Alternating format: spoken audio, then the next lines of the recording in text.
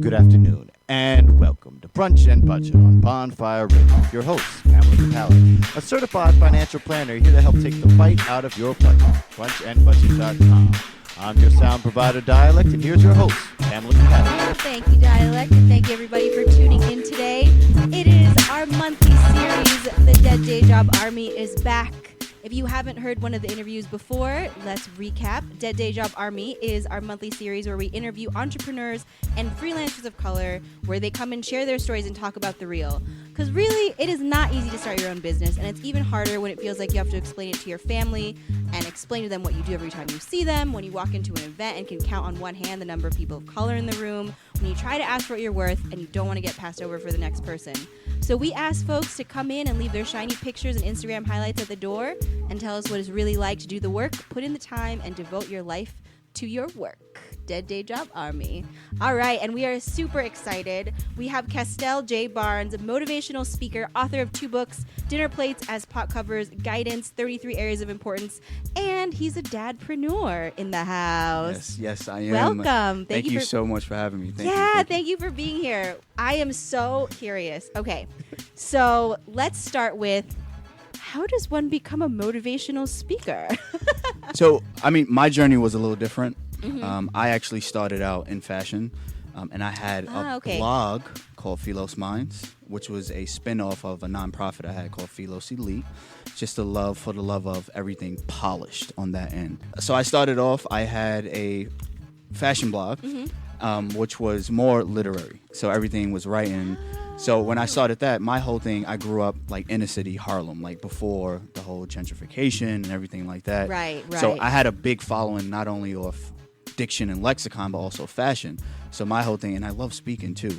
I went to a junior college. I love speech class, communications, and I do well with words, right? So I had my first gig in college, and I was just spinning a room. And As a speaker. Wow. So just imagine a 20-year-old moving people, based on my experiences and everything I went through. So how did you get that gig? Just through connections. It was my same college, so it was LaGuardia Community College before I went to Baruch. I never thought I would go to college. I don't know. My dad was an entrepreneur. My mom's an entrepreneur. But they were like, go to college, which was something different. Whoa, that's so did your parents not go to college, or they just went straight to... Yeah, my mom didn't go to college, and she built like a phlebotomy business and beauty business. Gosh. And my dad is from Jamaica, built he was actually a civil engineer, served in the Royal Army, and he just built his business like that. So my dad had like college army experience, but not so much. Yeah, he was straight entrepreneur. It's that island thing. You just picked up a lot of stuff along the way. For sure. And then he was like, you're in America, go to college. Yeah, like we want more, but as you grow and you get to learn that it's not so much about the degree, but more about the work ethic and the connections and construction of college, not so much like how much you know, and rolling your sleeves up and working 21-hour days. That's what it's really about, So I started there and just went from there. Wow. Okay, so you had your first speaking gig at 20, right? But then how did you get into fashion? Is that what you were studying? No. I had retail jobs. Oh, yeah. Word.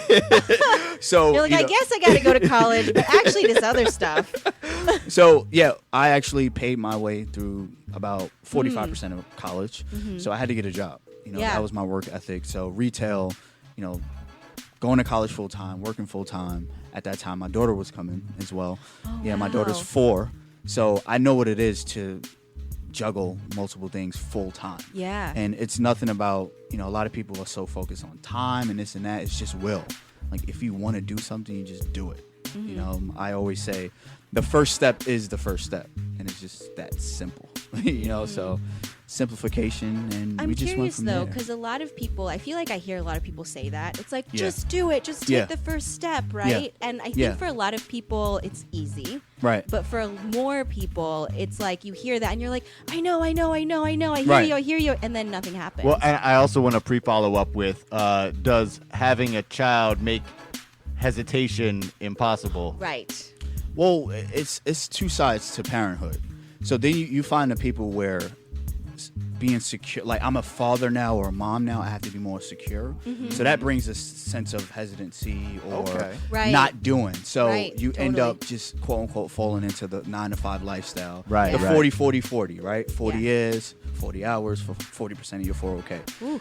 But then on the flip side, it sparks a different interest of an entrepreneur, you know? And before parenthood, I knew I was an entrepreneur. I knew, like, I just, my whole personality, I'm an alpha male. Like, I don't really like taking orders.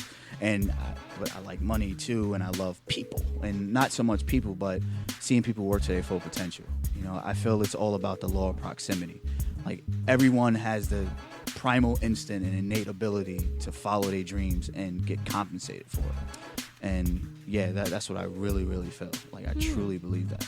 Yeah. So then, how do you get people to take that first step then? So it's producing content, you know. So on my end, not only is it, not saying it, just saying, yeah, be good, be good, be good.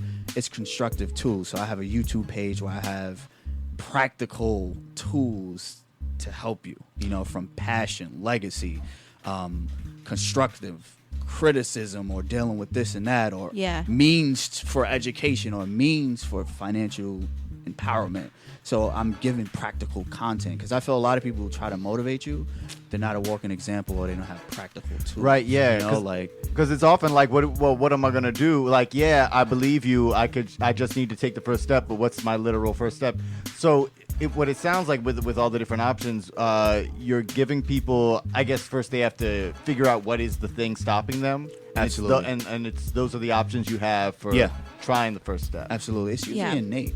You know, a lot of things that's stopping you is like innate. You know, there's societal things, media. Step away, like pick up a book. You know, in my case, like being an avid reader, like reading changed my life. You know, I literally built a library of like almost 200 books from finance, philosophy. I'm a big philosophy geek, by the way. Wow. So anything like epistemology, metaphysics, Kantian theory, Aristotelian, like that's my core. And then even Egyptian philosophy, Moors, like before that. So, you know, it was cultural for me. And my dad was a Rasta, you know, Selassie. All that makes sense. So being educated and just building from there. But I like to give people tools. So here's a book. Here's 2 books. I have a motivational speaking album. And here's tools you can use as well. Yeah, so what's the number one practical step that you found helps people the most to kind of take that first like step, I guess? Change of environment.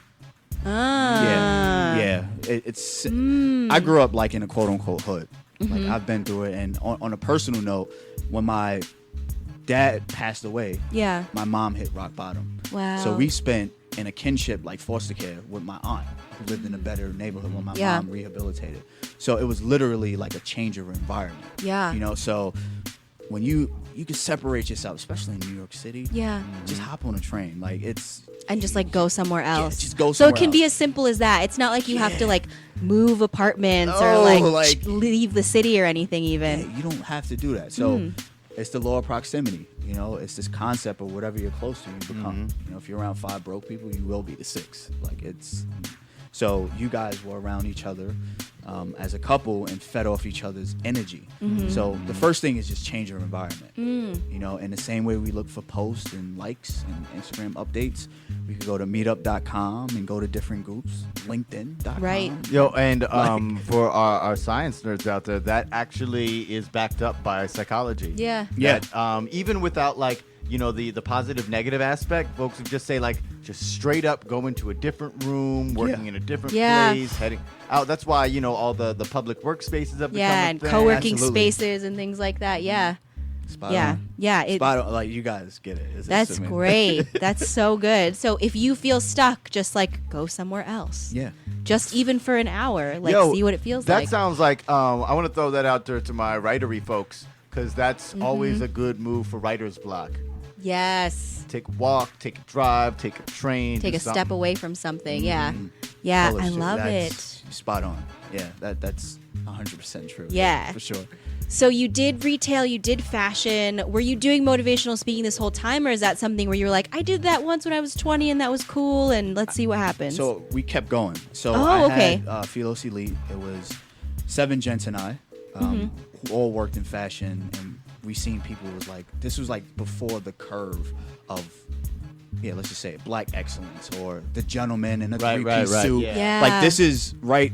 Remember when Black Ivy came out, or Street Etiquette? That's like early 2000s. Oh, yeah. So that was before everyone wanted to wear a suit and like look like a gent. So that's back when it was just us rappers doing it. right. There you go. So so we had that curve, and we went into GED schools, we went into nonprofits, and we came up with a curriculum, which was it's called MESH, which was a curriculum for M, motivation, E was etiquette, S was style, H was health. And I headed up, of course, the motivation segment. Yeah. We end up going our separate ways because people have different dreams, and I just kept going with motivation. You were in your early 20s doing this. Yeah, this was early 20s, like 20, 21, 22, and then it just spent off, and then I incorporated my own brand, and it just wildfire, like through college, and I worked on Wall Street. Oh, yeah, you had mentioned that. You worked on Wall Street for like 4 years. When did you work on Wall Street? Oh, man. So, and how did you fall into Wall Street? College, like going to a business school. Oh, they tell you, yeah. Yeah, so everything's that's the path. Wall Street numbers. Yeah. Finance. Everyone's different. But, I went into Baruch as a finance major, switched to operations. I'm like, I like to see things from a holistic point of view. Okay. So they had like this new entrepreneurship program, and I was like, oh yes. Wow. But I needed money. My daughter was here. Yep. I needed money at that point. And I Wall did it for Street's 4 where the years. money is. Anything from sponsorship sales, commodity trades. Oh, I did all wow. of that. So made good money, but I was dying. Like, to be completely honest, I was dying, and the complex of being corporatized just wasn't me. I truly feel like mankind's meant to be a scavenger and a hunter. Like, you're meant to do that. And I feel like entrepreneur is the purest form of doing that. Yeah, absolutely. So Wall Street for 4 years is a really long time. Yeah. How did you get out of it?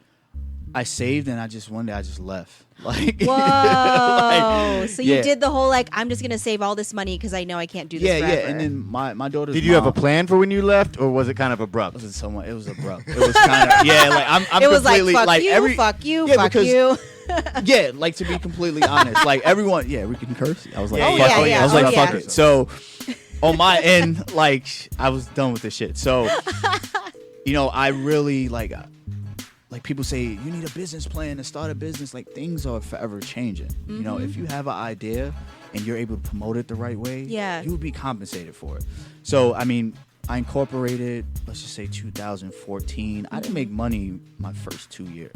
I just started making constant money now. But I just left. I probably had $7,500 and just took off. But my daughter's mom made good money as well, and we struggled and whatever. But I just did what I had to do. That's it. Yeah. Wow. You're just like, all right, this will last me for 3 months. 3 months. Were you already working on other things while you were working Absolutely. on Wall Street? Okay. Absolutely. So while I was on Wall Street, I released my first motivation speaking album. Okay, so you were doing all of this stuff while you were on. Got it. Yeah, cool. So 12-hour days, go home, put another 4 hours in, literally, from my... my God, you're Danny. taking me back. Yeah, I feel you. Danny's here. Danny's in the room, and she's spoken to me. I'm up 3-4 in the morning. Yeah. Engineering. On Audacity. I'm self-taught. On Audacity. Yeah, on Photoshop. We're recording this on Audacity as Yes. well. Yeah. Audacity does not sponsor us, but feel free to throw us money, y'all. Yeah, but on that point, self-taught, and it's just a burning desire to succeed.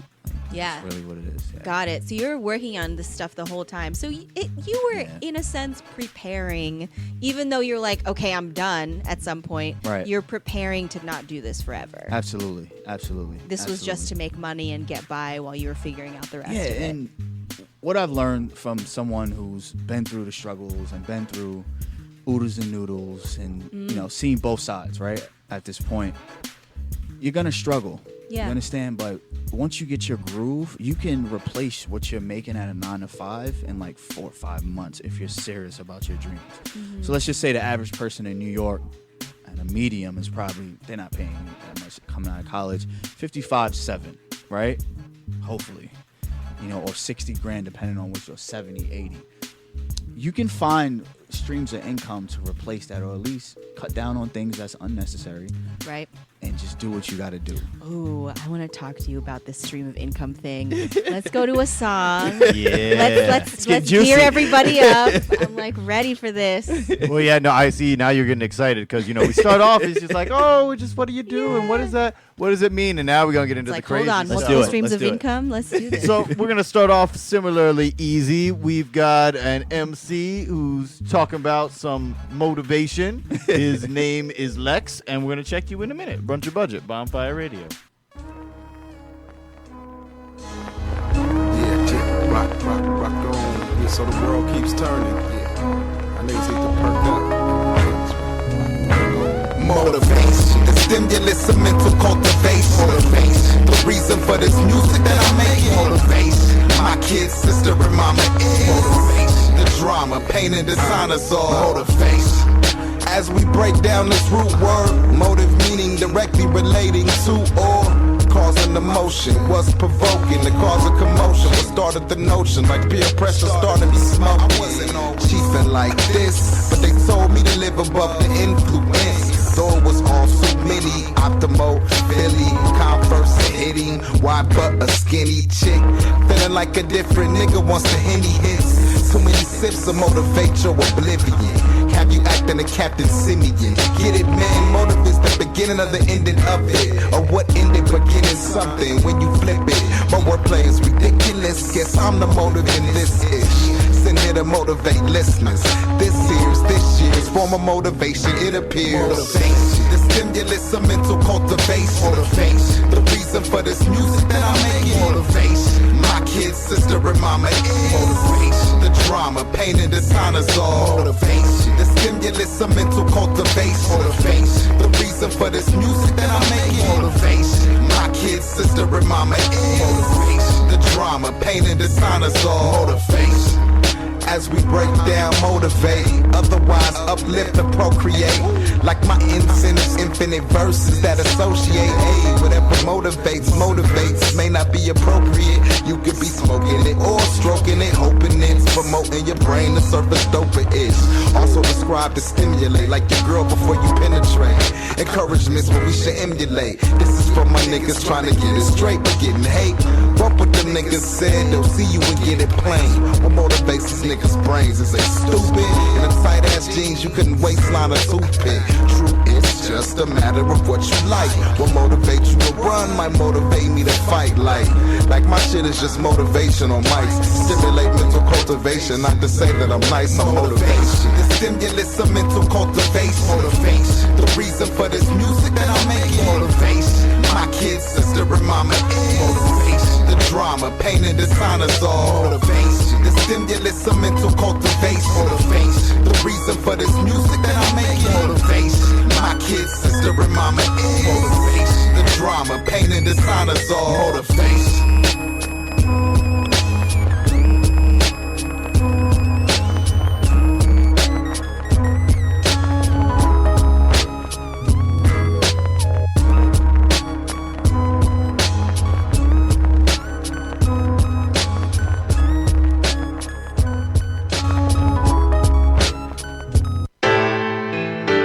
We're back. Brunch and Budget, Bonfire Radio. That was the homie Lex out of somewhere in California. It's a big state. If you're out there, Lex, let us know exactly what area you're repping. Or if you're just that large, you're the entire state. He's the entire state of California. We're just calling that. Feel free to put that on your press kit. Bonfire Radio says you are the entire state of California. All right, we are here, Dead Day Job Army, with Castell J Barnes, motivational speaker, author of 2 books, dadpreneur, and we just started getting into it. So you quit Wall Street, you said, fuck this shit, out, I'm done, and you just started talking about building streams of income. Now, one, I want to break that down both for our listeners, and how did you plan for streams of income? What are your streams of income? What do you charge for motivational speaking? Yeah. How did you decide? I have so many questions. Absolutely. Let's start there. Shoot for it. Yes. So as far as when it comes to streams of income, I just started with my album at first. Oh, okay. Yeah, so I knew that if I built, everything was spent off of social media. I had a big social media buzz and just moving around from there. How did you build that?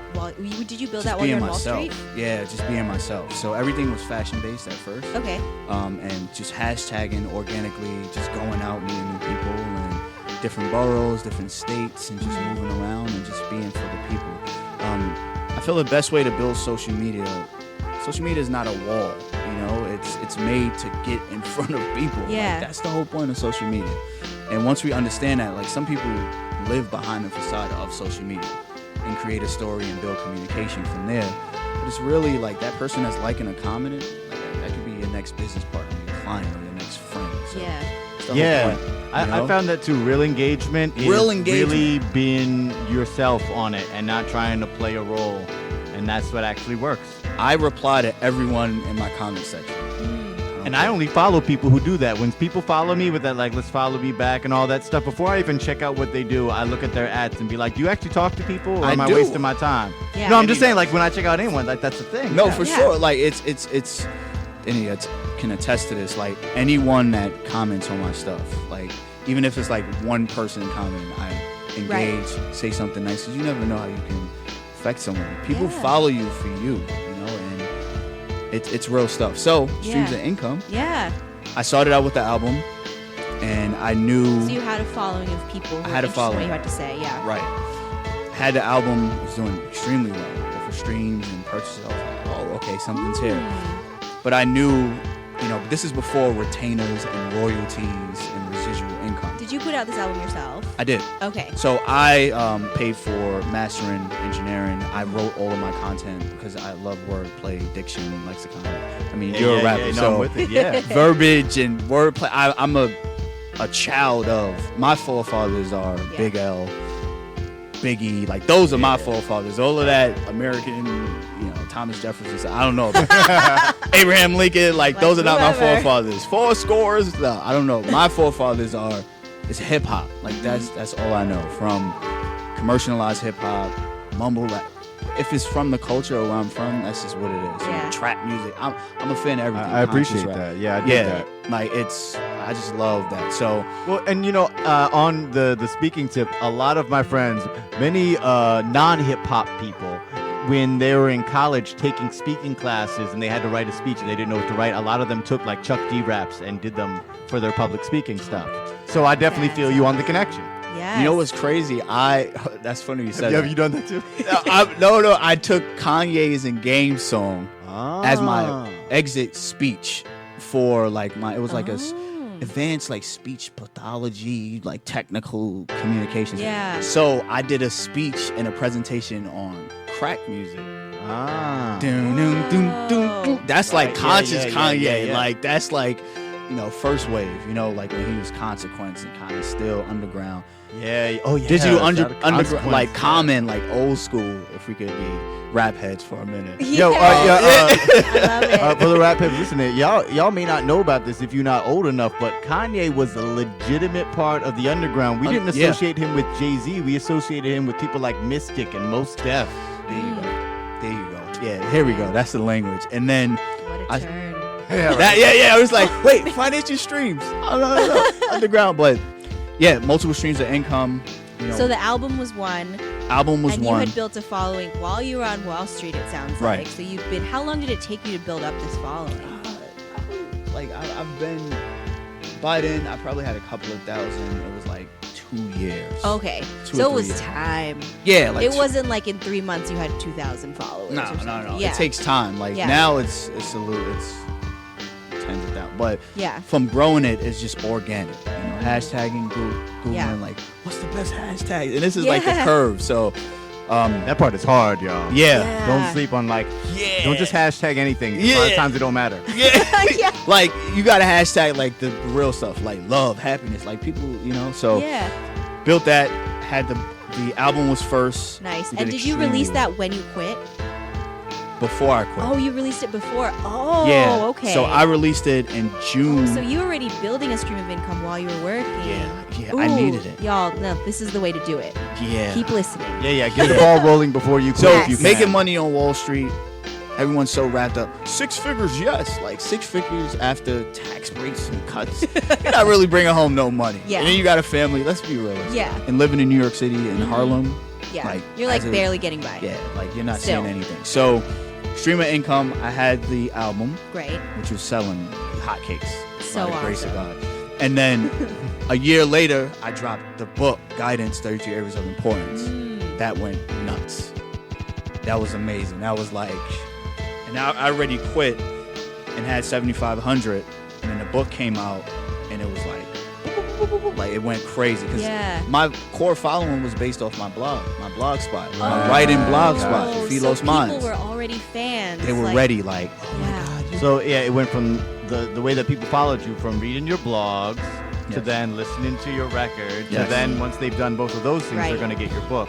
right. Right. And then from then on, you're gonna have to go and speak in front of them because now they want to see the live version. Yeah. I get it. Right. Oh man, everything's set up, and then second book, and a lot of core of my clients are like in academia or multimedia.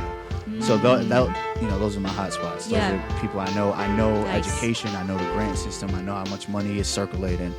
You have to give away money. Yo, Disposable income. yeah. Like, That you have to. there's some real stuff for folks to know about. Know where the people who you want to get money from get their money from. Yes. Golden. That's fantastic, man. Like, That's great. yeah, it's so. There's so all right.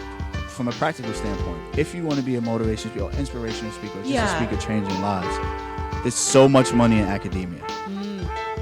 Yeah.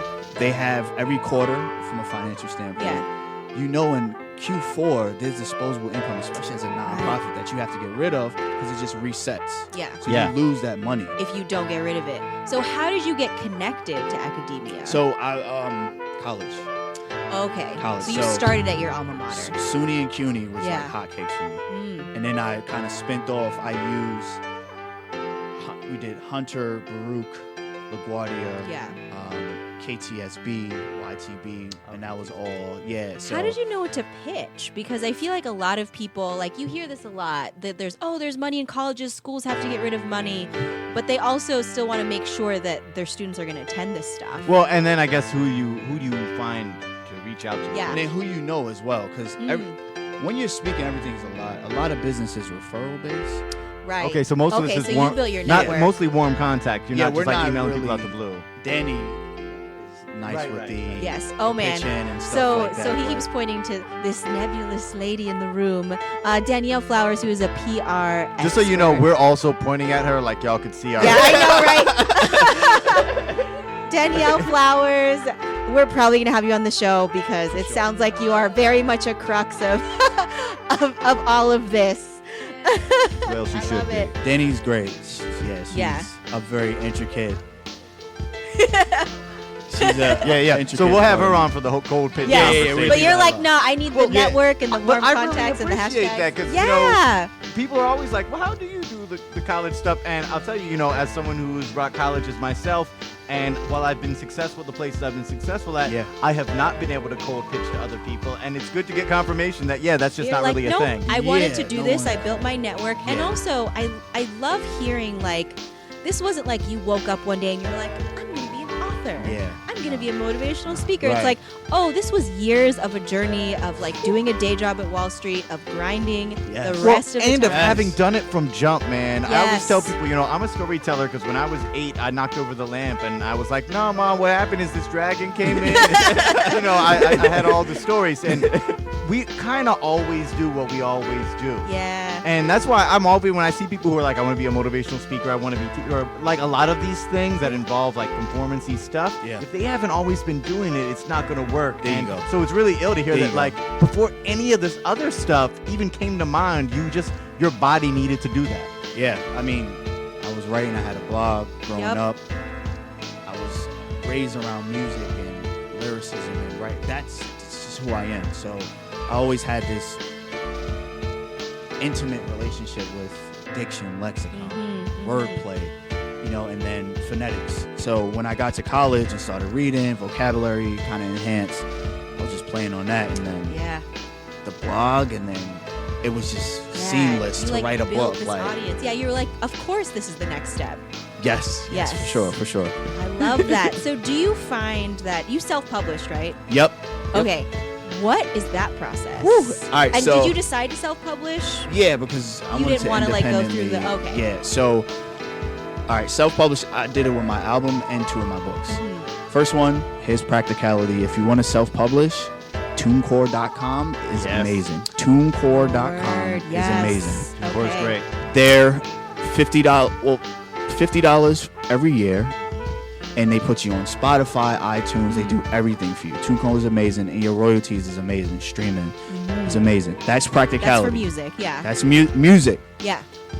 If you want to write outside, use createspace.com, which is under Amazon.com. So powered by Amazon. Got it. So what they do, which is amazing, is they get you on BarnesandNobles.com, Amazon.com, Amazon UK, and if your book is in good standing, they bump you to Amazon China, which is a bigger market. Oh. Yeah. So my first book just made China. My second one is still like. How exciting!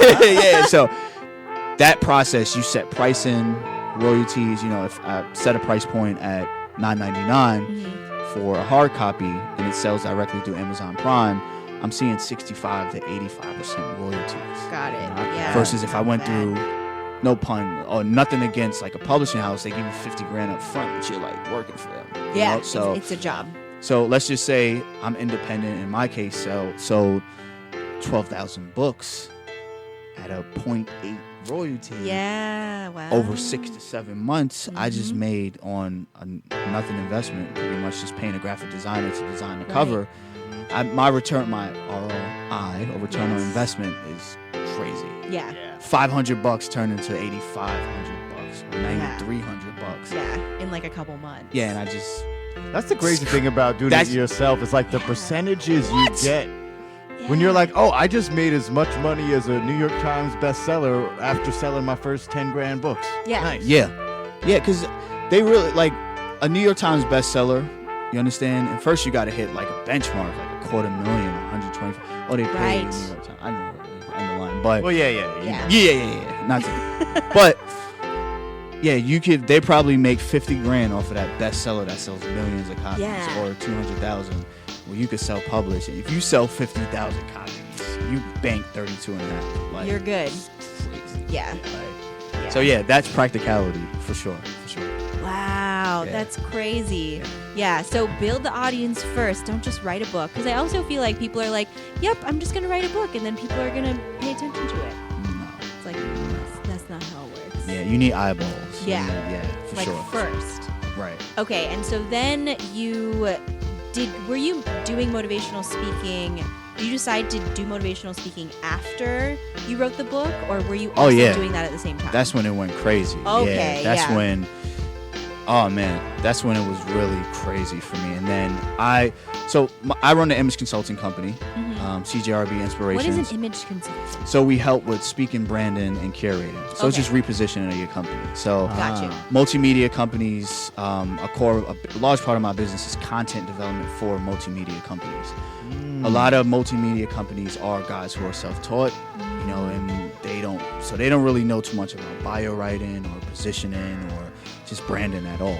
So one of my clients, I won't disclose, NDA, has a big relationship, and they do all of the coming attractions and stuff for award shows for like Telemundo, Univision. Yeah. They were making $500,000, $650 if they were lucky. But they branding, so I helped them go from $500,000 to about 2.5 just off of branding. Oh my gosh. And Yeah. So image consulting is just rebranding your image and going from there. So yeah, for sure. Yeah. How do you break into that? Image against fashion. Like fashion changed my life. It all like, comes back to the same place. Well, doesn't it always? It really does. I love that. You're like, I just been doing this for my whole career. Yeah. It was always Pam, you have a radio show because of the guy I met at a rap show. Yeah, you're right. Here we are. It's real. I mean, it goes back to I used to style, and I've worked from Fifth Avenue, Soho to Madison Avenue, if you guys are familiar. So that's very upper echelons.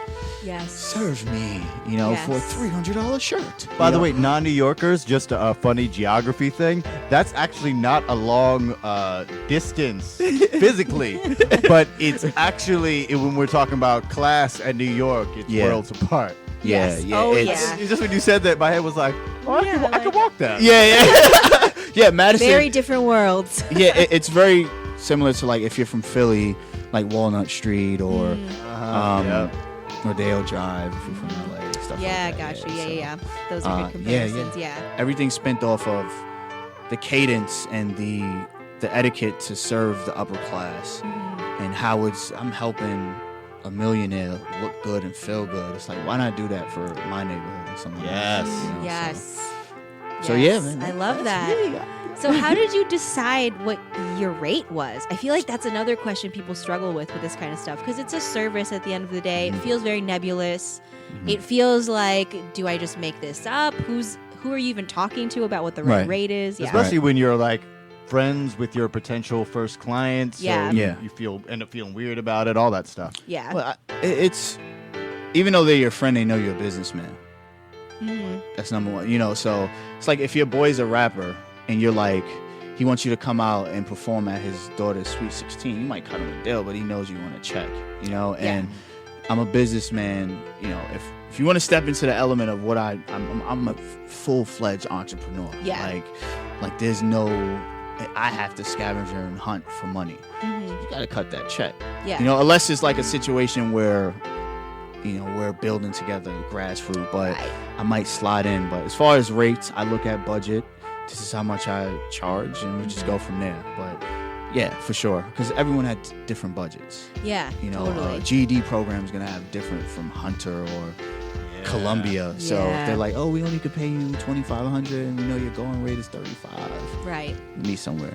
Okay, so they know what your going rate is. For sure. They always know. Yeah, That's an important point. That's Yes. someone impressed that on me, and I want to talk about that publicly. Is like, even when you're taking less than your going rate and doing your full service, maybe it's a charity, maybe it's a favor, any of those reasons, Absolutely. they still need to be aware of your rate. They better know they're getting a discount. Because they're gonna tell someone else. Yeah. You understand? And it's like, all right, if you want Castell to come in, he's charging you $500 an hour or $1,000 an hour. So I'm just throwing numbers out there. Yeah. So, even though they got a discount, they're gonna be like, he charges this.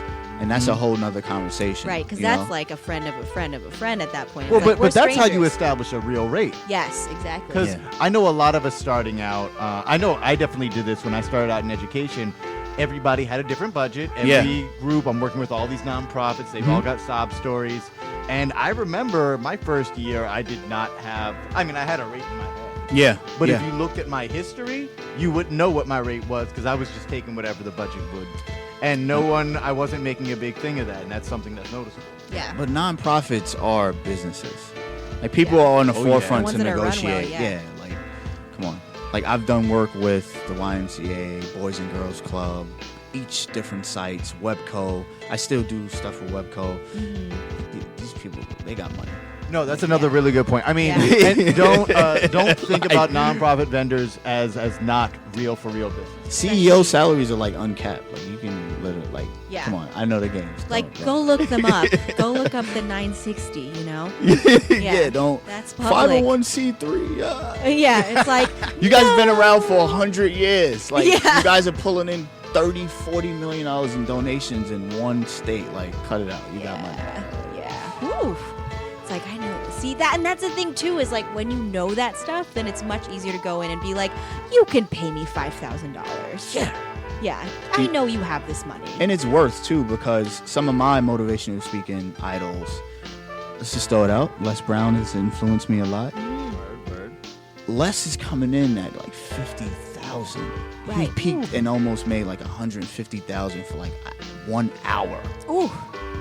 So Wow. Les could make that type of money. Me, $5,000 is good. Yeah. Right. Yeah. Did you like, in terms of like when you first started negotiating versus now, have you raised your rates? For sure, yeah. And how did you know when it was time to raise your Just rates? the product. I had more in my catalog. Uh-huh. It's like if you're working in the corporate world, I spent 10 years at Charles Schwab. Right. Morgan Stanley as a foreign. You're going in. First, you're gonna have headhunters, but you're going in. True. I need more money. Yeah. You're not gonna pay me $80,000 what I was doing as a junior associate. Like you're gonna pay me. Yeah, six figures. Six Like figures. a couple $100,000. Starting, you know. So, if the guy with a T-shirt sitting on a beanbag can make $220 in tech, yeah, I'm a financial consultant. You can pay me $250,000. That's a great equivalent. Like, of like you're going in with experience. Like, you can charge more. And everything that you're saying, talk about motivation, is motivating me and I think our listeners to negotiate.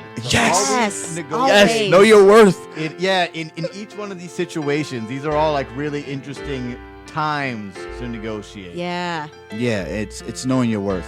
So before I came in, I didn't have an album or 2 books or Right. a YouTube or a following. So Yeah. now it's like, listen, I've spent my first book to 2.5 years.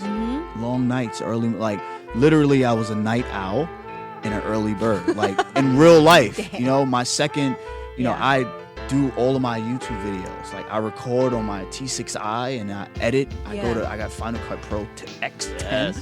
I do all of the audio and that's 4 or 5 hours Yeah.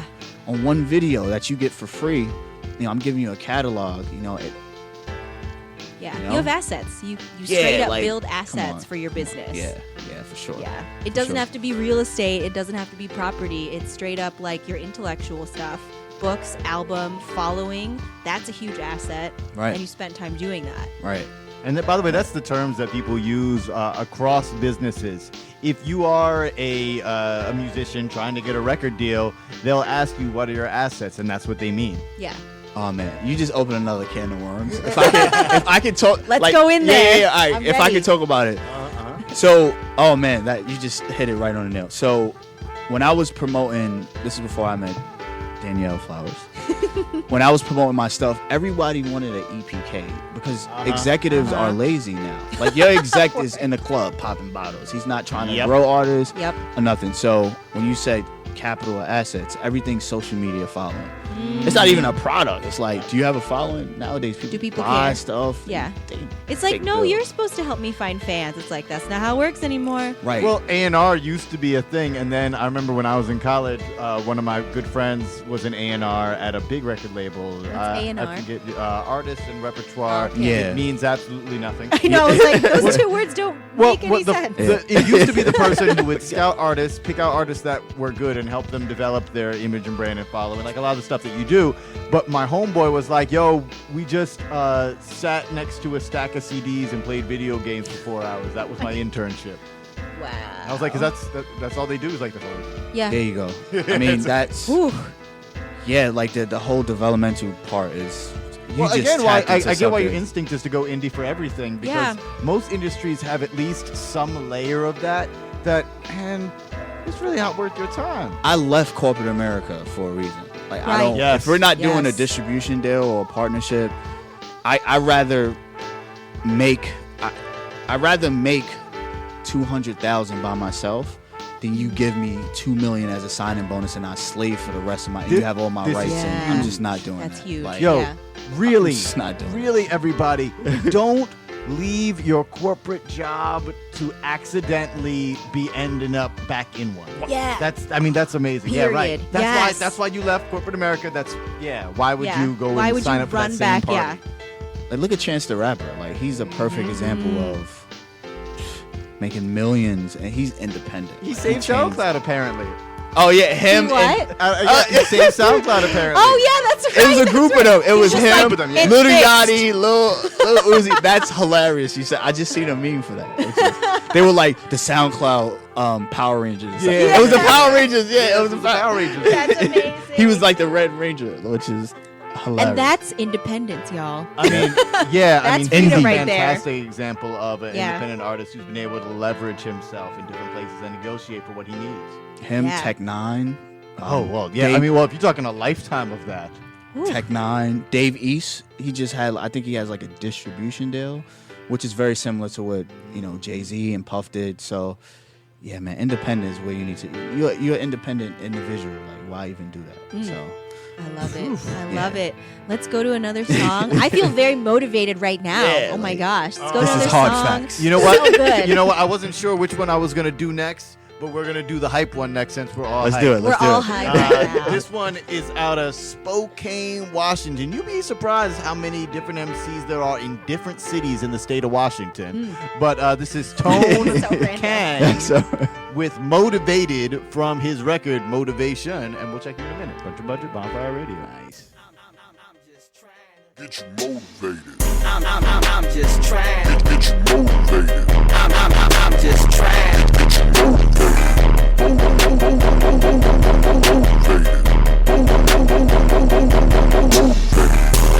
I'm just trying. Get you motivated. I'm just trying. Get you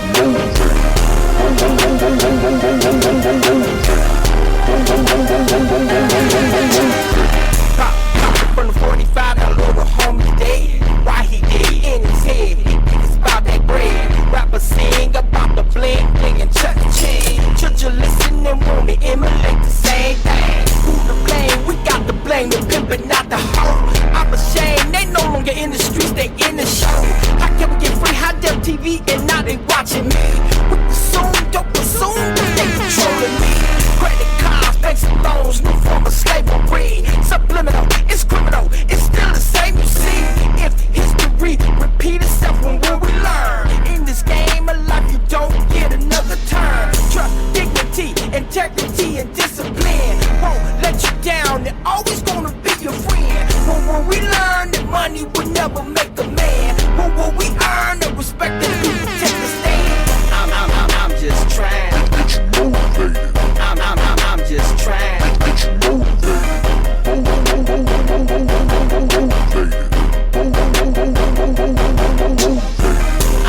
I'm just trying. Get you motivated. I'm just trying. Get you motivated.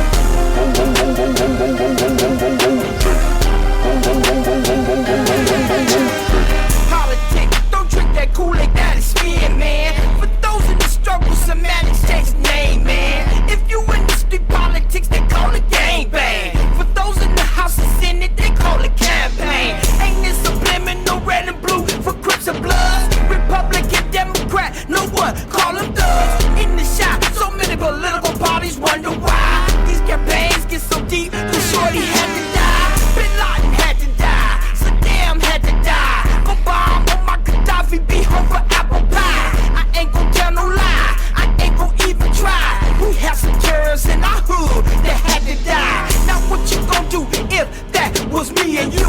And you come face to face with someone bent on killing you. Now you stuck with two choices, jail or in the hearse. Your boy Tom can't try to take you the game, now come and check the verse. I'm just trying. Get you motivated.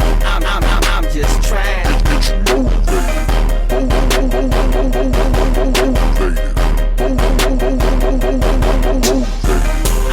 I'm just trying. Get you motivated.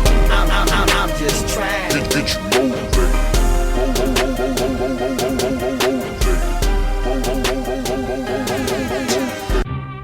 And we are back. Brunch and Budget, Bonfire Radio. That was Tone Kang. I'm just trying to get you motivated. You know, I always love pitch down songs. It's something inherent. You know, like deep voices command you to do stuff. So with the pitch down's always like a good command thing. So to actually tell you to get motivated, I was like, that's cool. Yeah, I love it. I love it. Okay. So we got like 7 minutes and I have so many more questions. So many more. I know, right? Let's do this. We are with Castell J Barnes, motivational speaker, author of 2 books, and a dad. So I wanted to find out, because you did such a great job describing how you built your following, the nights and the mornings that you put in. What challenges did you find that you ran into that you had to overcome? The lack of support of others. Yeah. Especially when, like, I'm a super, like, loving guy. Like, I like to show love. I'm brutally honest and blunt because I believe not sugarcoating anything. Yeah. Like, if I really care about you, I'm just straightforward. And then I'm gonna help you get to where you need to go. I'm not just saying, like, bro, you need to step it up. Like, I'm helping you step it up with you because I love and care and I want to be around you. So there was a lack of support of a lot of close people to me. So it was rebuilding that mental blockage. Not even, it wasn't confidence because it was already there, but it was just like, you know what, I can do this by myself. I don't really need, you know. Is there a community that you build amongst other public and motivational speakers? I'm not sure if there is one of those things. Or are you guys kind of all in your own world? Yeah, so it's more like entrepreneurs. Ah, okay. All of my friends are entrepreneurs. Like, literally, because it's just a mindset, you know, Yeah. or inspiring entrepreneurs. It's like, come on, entrepreneurship is the past, present, and the future. It totally is. I mean, it's Like- it's one of the main ways to build generational wealth. But like, it's period. everything. It's everything, and then yeah. here's a statistic: 200 years ago, 150 years ago, just about, like pre-industrial revolution, right? If we're looking before the factory tycoons, workers, before yep. Carnegie, Yeah. before Rockefeller, Before the assembly line. right, right. Before that, 90% of the United States were entrepreneurs. Why? Right. Because of farming and different things. Yep. 10% was corporations. Now it's flipped. Yeah. Mm-hmm. It's not natural. Yeah. But that's the educational system. That's generational sheeple-ism. Yep. You know, sheeple-ism. Somebody needs to be like, listen, like the person cutting your check is either entrepreneur or works for one. What makes you less than that person? Right. It all leads back to Yeah, see, entrepreneurial. that's super real there. Nothing. Yeah, And that's a lot real. of the entrepreneurs I know and respect and love, they didn't go to school, or they went to school and left, or they finished college, worked, and then started their company. And we spend all this money and time in college to work with somebody else. Yeah. That's crazy to me. Yeah. Yeah. Like, you that's keep unbelievable. Well, Like, and I love how you keep talking about how you love education, but you also keep throwing shade at a lot of these institutions because we talk a lot. We have this big conflation problem. oh yeah, let's throw Where it. we conflate education with the path. And I think you've done a really good job today of talking about, education is important. Learn stuff. Learn stuff, formal, informal, for sure. But there's that path that they start putting you on. Yeah. And And it's to be a worker, a prisoner. So yeah, that worker bee it's- prison it's- stuff. Yeah. It's seriously, it's literally, especially if they pay for your MBA program. Oh, yeah. Your endeavor. You gotta like work for us 16, for 5 18 years, right? Yeah. Oh yeah. In Guidance 33, I talked about the 10 C's, which is like, I said, school is indeed for everyone. I created an argument for that. That's for especially people of color. Play the game until you get it, right? Yeah. But I've branched off and Play matured. the game until you get it. I just got that. Ooh. College is only for two things. It's 2 C's: construction and connections. Heck yeah. All of that other Right. stuff. I took econometrics, Cal 2, finance, Yeah. financial accountancy. I never used that. Ever. Ever. Like, Yeah. I was a literature major. I mean, you speak well, right? But in real life, Yeah. I don't remember my professors' names. Yeah, word. Unless Feel it was that. strange. Like, Yeah. I still have a good connection with Mike Caslin. What's up, Mr. Professor Caslin, and Professor Burlingame, who's my anthropology teacher. Yes, She was Professor, amazing. shout out. She was amazing. So I love it. she exposed me to Meduva Moore and Papua New Guinea and dive into a deeper black culture. Yes. But everybody else is, I don't even know. They're just, yeah. The thing you learn is the thing you want to learn. It's what you want to learn, not the whole quote unquote experience or institution. That's great. Yeah, I love it. Philosophical. I think it's the beard. He's got It's that. the philosophy Rastafarian. beard. I just had a little situation. Danny's probably mad at me, but I had a situation. I respect that. Bro. Yeah, the facial hair does grow wisdom. You'll appreciate this as a fashion man. I know we have a little time, but I'm gonna tell the story anyway. Because I don't. It's our show. We could go long. Yeah. We're I've going to go always in wanted overtime. to be able to wear a good Applejack hat. That's one of my favorite fashion pieces. And when I was a long hair braided, You had braids? Me Oh, too. yeah, Me long hair too. down past so. I had braids too. But so that's not an Applejack hat kind of situation. I'd always try. I'd always can fail. never do it. I grew out this beard. I had my hair cut short. I was out in San Francisco. Put on this Applejack. Was like, finally, I have the wisdom to wear this. Finally. I see you have the Messenger boy hat too. That was wild too. Man. I see yeah. it. Oh, yeah. Very swag. You know Jason, it. you know Swag. it. So you know Swag. how it is. I know it. Yes. You know it is. It's so good. Hey, I got that from a fashion man. I'm carrying that as my Yeah. compliment Oh, for man. the year. I know, Yeah. right? There you go. Oh man, that is. I feel like I'm glad you brought up that challenge because I feel like that we run into that a lot where Right. you're deviating from your regular friend group and the people you're normally around and they want to bring you back. And they don't understand this new thing that you're doing. Crabs in a So barrel. how can they support it? Yeah. Mm-hmm. There's a lot of that, right? Yeah. What sucks, and I say this especially like I went to college, and a lot of my college buddies are of different ethnicities or whatever, and they know who I am. I don't have to scream I'm pro-black. They just know how I am. Yeah. So that crabs in a barrel thing is whack, and it stimulates and perpetuates this mindset of it's two reasons why people don't really succeed. Again, it's like overthinking and then caring what other people think about you. You understand? And a lot of that comes from family and friends. Yeah. You're groomed, don't do this person, don't talk to that person. Yeah. And then you grow up like, hold on, that's like my best friend. And then, and I'm from that too. My mom is Cuban. My dad's Jamaican. And I was the mother of my child, who I was married to, is Dominican. So that's a whole cultural melting pot, right? Yeah. And then we deal with different Right in your complexes family, and yeah. historical things. So it's like, be with this type of woman or this type of person. No, like, what if I fell in love with? Where are you from? You pointed at me because I'm lovable. Yeah. What's your That's true. ethnicity? I'm Filipino. Filipino and St. Croix. Like, I that's know. beautiful, man. Like, so We I'm have just literally saying, everything. We have literally everything. but I feel Filipino, do you speak Tagalog? Mm-hmm. Amazing. I do. Spanish, like, so. Ish. So, it's once you get past the don't let nobody mess with your mind, you mess with your own mind. Yeah. Yes. Yes. Yeah. Yes. Exactly. like, that's it. Like, Exactly. You be okay. yeah. Like, and the people who changed the world, from gravity, from Einstein to Dell to Zuckerberg to Garvey, if we want to talk more relatable, Du Bois, if you keep going, Booker T.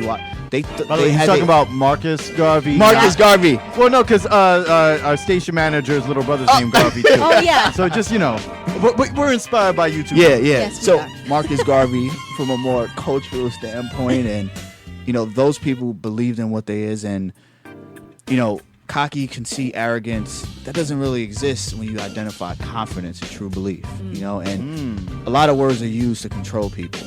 And I have a whole Yeah. chapter on that too, but Oh we'll my leave God. that alone. All right. We got to get this book. I'm ready. I have dinner plates and pot covers for you guys. Oh. Yeah, so Yes, I'm God, excited I'm so about this. excited. I like to read, too. You do. It's true. Oh man. So, oh my God. I wish we were out of time. We have one more question. What is one piece of advice you would give to specifically people of color who want to enter the motivational speaking business or who want to do what you do? okay, so preliminary. I guess speaking in general, not just Speaking in Yeah, general. speaking in Okay, general. speaking in general Yeah. is something I give.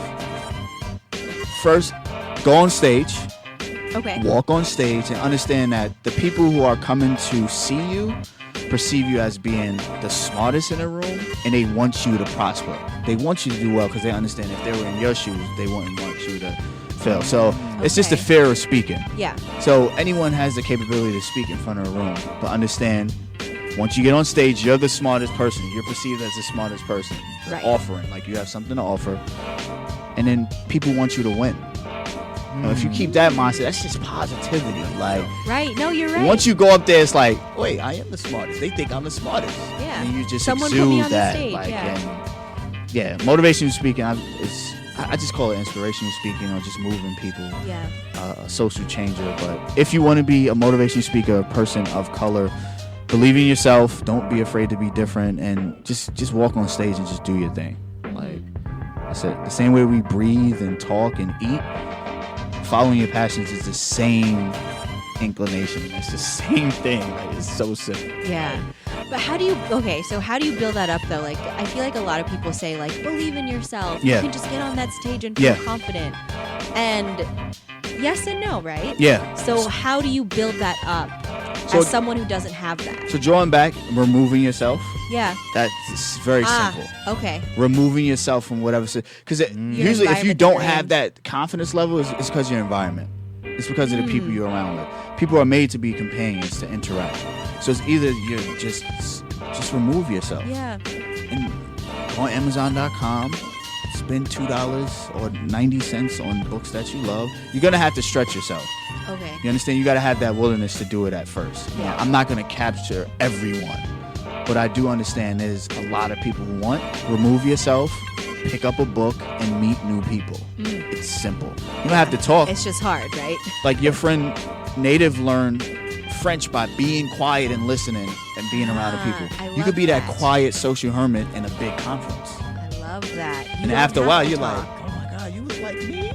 Yeah. I was a little girl from Barnwell, Yeah. South Carolina. Like, damn, seriously. Yeah. From a population of 4,000 people where everybody knows your birthday. That's crazy. So I'm feeling that. So it's like remove, research, return, reciprocate.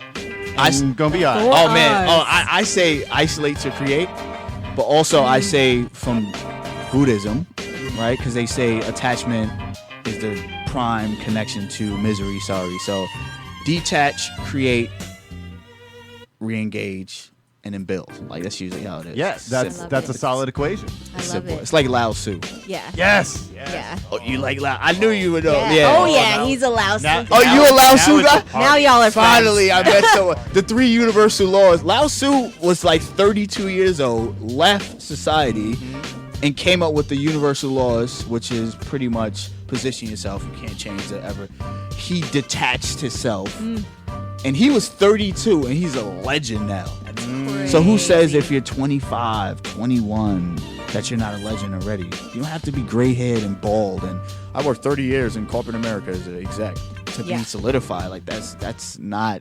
No. Yeah, you can Yeah, do it and now. I think that if anything that we've gotten out of talking to you today, it's that. Yes. Like you. Yeah. Look what's happening in tech. These guys are 1920. I know. So I why know. you can't? You understand? Like, Yeah. It's happening. Oh my God. So good. Thank you so much. You're welcome. You're welcome. Thanks for So having me. much. This was really, really good. Where can people find you? You can find me go to my Instagram. I'm so active on my Instagram. So it's at CJR. So that's Cat Jack Robert Barnes, like my last name, Barnes. So it's all one word. CJR Barnes, Barnes. Also, go to my YouTube page as well, because that's direct. So that's youtube.com/CJR Barnes. You can find me there. I don't want to link you to my website and all that stuff. I want you to interact with me. Come to my Instagram, come to my YouTube. We can build. You know, I build with people in Australia, all over the place. So reach out to me. I'm here. That's beautiful. Thank you Yeah, so much you're for welcome. being Thank you. here. Wow. Yes. That was great. Yeah. We finished off today. We went a little overtime because we wanted to, because we can do that. We can. It's our show, right? And we're gonna finish off with another song about motivation called "Motivation" from BB and OB from Glasgow, Scotland. I love a good Scottish accent with a rap, man. I don't know if I could do them at the same time, so I'm impressed that y'all can. And we will check y'all next week. Brunch and Budget, Bonfire Radio. Peace. Peace.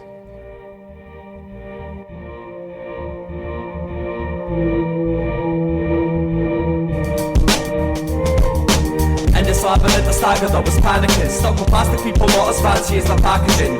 Pushed out and then back again. My friends laughed and said that I was too geeky for rapping to them. I got rid of a negative influence. There's nothing for the positive, repelling the ignorance. The kettle simmering, the OE overheats. The winner mess I'm sitting in case too much of the codes of a breeze. Open streets aren't as hard as New York's are. Pubs full of cover bands who want to be rock stars. It's come me for being able to think beyond the free club progression of my payment and drinks. I say things that are blatantly made divine. Staying in mind, steering up a shite with my heart and my weight combined. Handshake to that, I'll greet you and we'll share a pint. Reveal the pain inside so that you can relate to mine.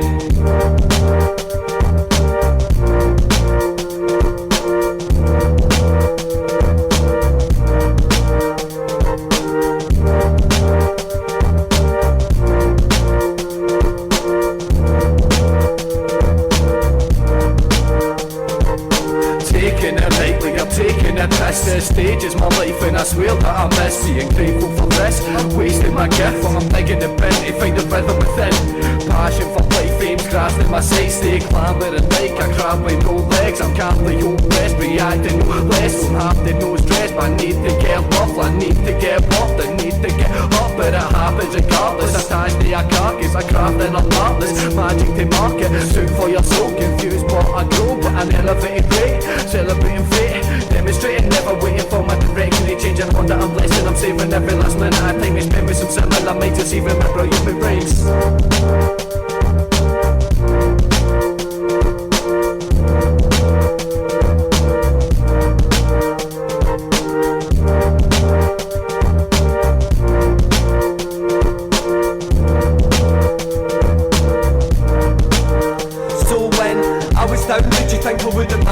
Grab the upper hand and rise above you and your stupid habits you can manage, but maybe not as easy as I do. That's why I like the blues and hope that you all can see me. I've got a gift I was born with. My conscience cause stress upon the spot me from whatever the fuck normal is. The problem is I only mumble when I talk. It's like the only way that people understand me is through performance. I'll never let it go. This mic is a weapon. I hope I'm trying to defend my own right to express in a show. No mercy to those who offend me. No hunger for money, a stomach life, and I spend days clutching the right and reflecting something that's brighter than any. Can't hold the tight under pennies, smothering things that are empty. I keep going cause my feet grow with each poem. Each note that's reached is a moment where I feel a hope.